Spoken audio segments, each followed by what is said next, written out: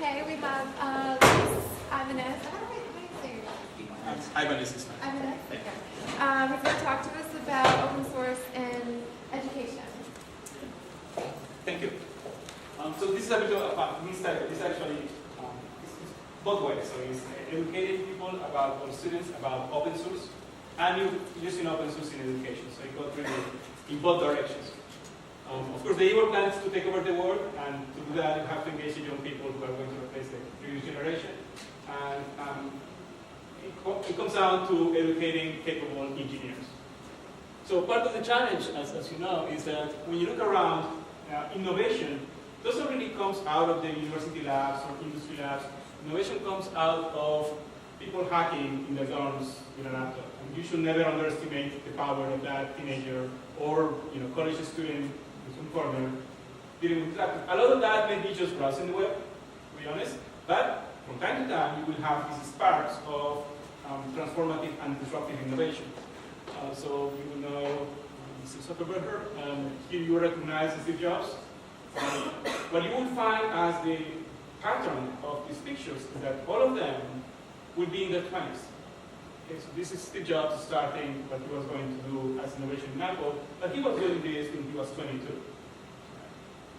Our friend Bill Gates, when he was being arrested at teenager age, but already thinking big on how to change the world, and not listening to the people who will tell him, you cannot do this, it will never work. The founders of Google, they met when they were 22, 21. Right? So what happened at that age is this perfect combination of they are independent enough, capable enough, mature enough, but not yet old enough to have encountered this barrier of intellectual blockage that tells them this is too hard, or how am I going to get the money? They don't, at this age, they don't need to have all the answers to their questions. And therefore, they are willing to go into that empty space of innovation. This is Richard Stallman, and that's actually a very early picture of his teenager years.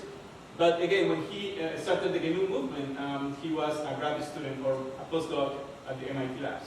Again, that range of age where they have this flexibility. This is Linus Torvalds, 22, when he started writing the Linux kernel.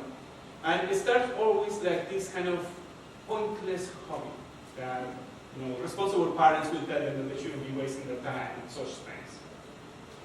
And so he posts a message like this one saying, well, as a hobby, I'm working on this little thing, it's this operating system, it's never going to be anything serious, but I'm having fun with it.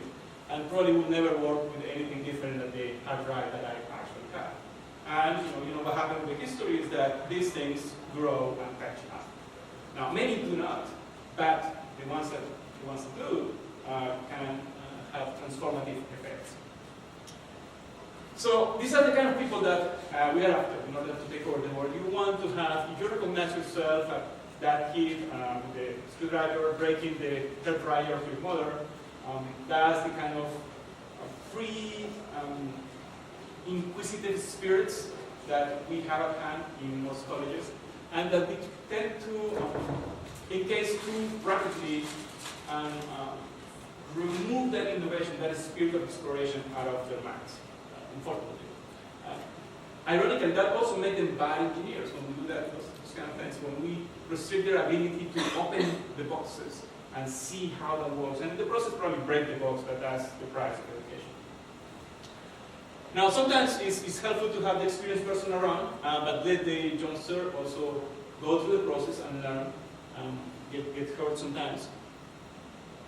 Now, what we have seen in this process of the development of computer science is that a lot of the art of doing computer science, or simply software engineering, has been lost. When you ask around, you will notice that many of the new developers are skilled in a certain space of software skills, but they may not be as knowledgeable about the basic fundamentals of computer hardware, for example, and that interface between both software and hardware. Because the complexity of the machines have developed so far that most people don't need to deal with these things anymore. But at the same time, this is a problem. This is a social problem. We have as a society, we're entering a situation where we are not able to repair the machines that we rely on. And that's always a bad thing. So when the technology is sophisticated, when you open the hood of your car and you don't know what the engine is, because all these new electronics are such that you cannot really tell what the engine is from all the boxes that are in there. As a society, we are in a dangerous situation. This is a quote from Isaac Asimov that kind of describes this in a summary. Now, for a certain sector of the society, it's okay to not know where the engine is. But for engineers, they have no excuse. They should know where the engine is, and they should be able to take it apart, change it, fix it, and put it back together. When our engineers don't have that ability, then we as a larger society are in big trouble. And in the software space, we are very close to that situation.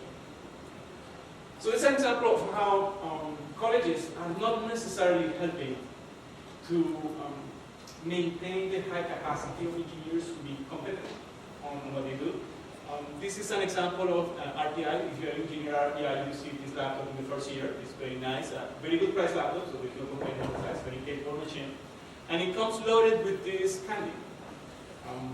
That, as we all know, is essentially a marketing strategy. The proprietary vendors understand that if they offer these particular free versions to the students, they are going to use them for 4 years. They are going to graduate with somehow the misperception that these things are available all the time.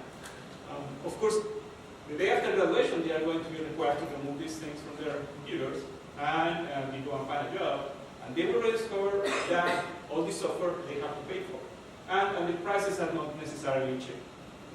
So there is this marketing aspect to it. But what is more concerning is the fact that during that time, all this software forbids them from understanding how the machine actually works. It creates this layer of separation between the inquisitive mind of these 20-something people that are very creative, very curious. They have been forbidden to open the hood of these machines. Legally forbidden from doing those things. Some of them will do that. They do it on their shady behaviors that we will not talk about. Now, this is not an RPI unique problem. It happens in most colleges. So it's essentially a national concern and actually an international concern. You look around and find that the most curious people that you would expect would be always inspecting the software and getting familiar with the intricacies and the details of how things really work. We are actually isolated from the reality because we have this artificial this illusion of access to software. So you can describe that as the walled garden. Essentially, what all these students end up with is a collection of proprietary software that comes with restricted licenses. And most of them, if not all, will include terms about being forbidden to perform reverse engineering. Now, lawyers find that very reasonable, but in practice, in reality, is an abuse of the rights of these users. Reverse engineering is a right that the US courts, even the Supreme Court, has reinforced on a continuous basis. Because when you analyze what reverse engineering is, it comes down to learning how stuff works. So any competent engineer should be a skillful reverse engineer. If you cannot open a box and figure out how it works, then you are not quite a good engineer. As the principle, the essential principle that we're trying to discuss here. So since 2007, we have been offering an open source class at RTI. This is addressed mainly to undergrads on electrical engineering and computer science, but from time to time we have students coming from other areas, graduate students as well. So typically we have had 25 to 30 students. And all the materials that we developed, we put them on that. So we started this in association with the Rensselaer Center for Open Source. So when the center was created, there was the notion that it would be good to have a course that introduces students to the same concepts on the side. When we talk about that, Keyboard, because we were a local company and we work on open source, so it was a natural thing to say, well, we'll give you a hand. We also like the evil plan of training more people in open source and help them understand how the business models work, how the engineering aspect work, how the community aspect work, and so on. And when we started this, we thought, well, teaching open source in a university, I bet there are hundreds of courses like this all over the country. And we started looking around, and we couldn't find enough to fill up the 5 figures per hand. We actually found only 3 in the US, and at the time there was 2 very good programs in Canada. And that was it. And the more you look around, what happened all over the country is that we have all these colleges using the young engineers to have the use of this proprietary software that we gave as freeware for 4 years, or whatever time they are in college.